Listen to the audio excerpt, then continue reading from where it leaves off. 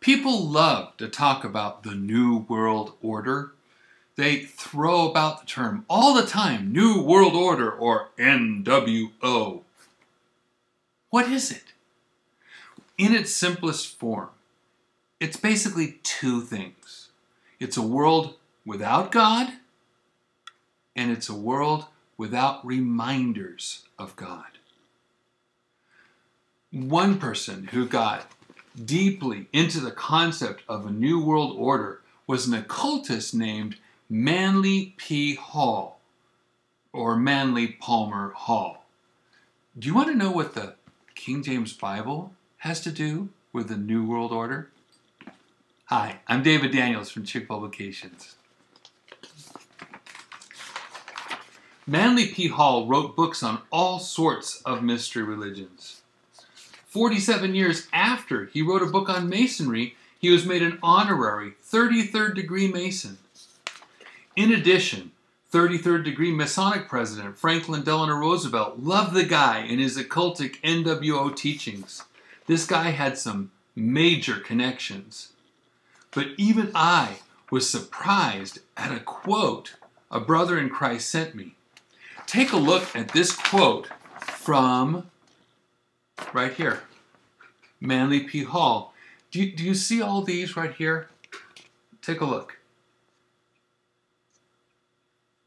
All the dots indicate missing pieces, right? Well, I had to find out what the quote was.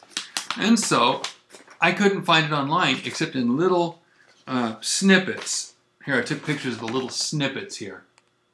All right, so I had to piece together not a whole article, but 215 little snippets, carefully trying to find the words before and the words after, till I pieced together 6,000 words of the article, enough to answer my question. The article is called Asia in the Balance. It was printed in his own magazine, Horizon, the magazine of useful and intelligent living. In April of 1944, over a year before we dropped the bomb on Japan, 2 nuclear bombs, so World War II was still going on, okay? Manly P. Hall was already thinking about how to make a world government. Remember, these are his words. I've been careful, even though I'm picking out, to keep his statements in context, okay? Quote, "In the next 10 years, we will have to rebuild a world civilization. I hope for some psychologists, and even philosophers to be among those appointed to administer this problem. Without them, we are just going to get into more trouble." He goes on to say, "We will first perhaps try to make a great world plan. We will sit at a council table and figure how to iron out the troubles on the earth." Later he says, "World problems will not be solved except by creating a solution up through and out through the people themselves. And so, no post-war program can be successful unless at least 3 and probably 5 generations of social conditioning goes with it." He then says, "The way of that conditioning would be the one used in Central Europe to condition Nazi minds. There, the circulation of an ideology began in the public schools, began with the small child, which is where we'll have to begin, and educate not only our own people, but the peoples of the world. And we will have to have 5 generations of the consciousness concept of democratic cooperation before we can create a world capable of mental and emotional tolerance." It has to be done. Teaching it would have to start in the 1st grade of the public schools. Now, Hall talks about undoing the error-filled thinking that people cherish. Look at what he claims is error-filled thinking.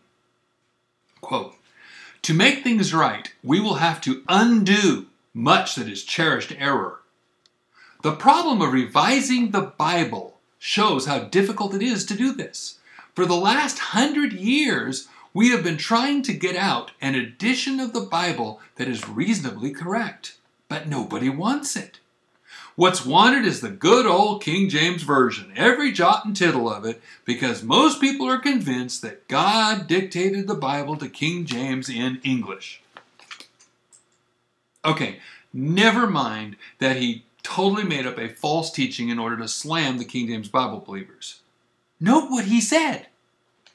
For the last 100 years, we have been trying to get out an edition of the Bible that is reasonably correct. Who is we? He's an occultist. Who is he involved with? And what did they do to the Bible between the 1840s and the 1940s? What does an occultist who doesn't believe the Bible have to do with fixing the Bible? Aren't you the least bit suspicious? Okay, let's say he gets rid of the King James Bible. What does he put in its place? These are his words, not mine. Quote, "The solution to this whole problem, which has been given to us, is the basic science which we now call psychology, and which has been evolved in the last 50 years. Psychology is the first systematic effort to analyze human thinking, and psychology can be the basic science of human tolerance." Psychology from grade 1 and tolerance. Does that sound familiar? Sounds like today, doesn't it?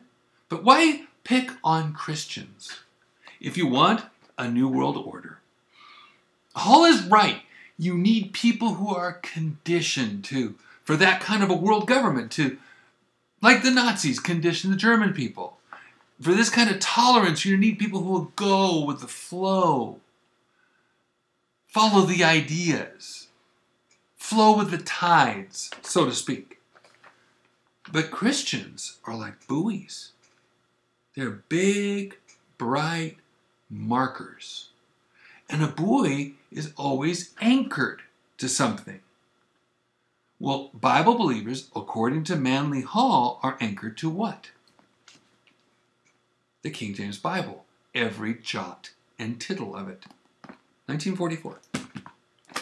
But Manly P. Hall wants to free you from that anchor, or else you're not going to follow his New World Order.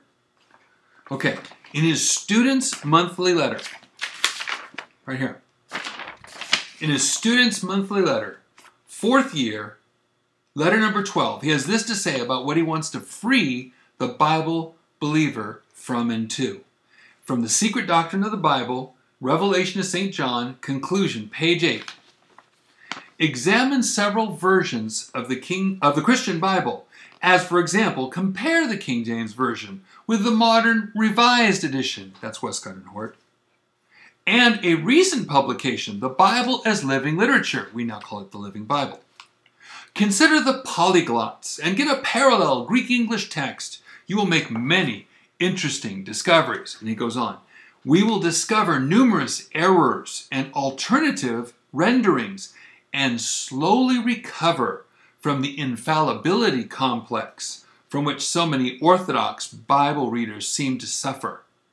Read the Vulgate, the Septuagint. And he goes on. You will see the uselessness of picking phrases to pieces and trying to think in terms of jots and tittles. Oh, I get it. You'll be free to consider the larger issues like, joining his New World Order. You see, it doesn't matter what they're trying to free you to. What matters is what they're trying to get you from. The King James Bible. God's holy and preserved words in English. Trust holy words of God, or free yourself to be a slave to the New World Order. Take your pick. God bless you and have a wonderful day.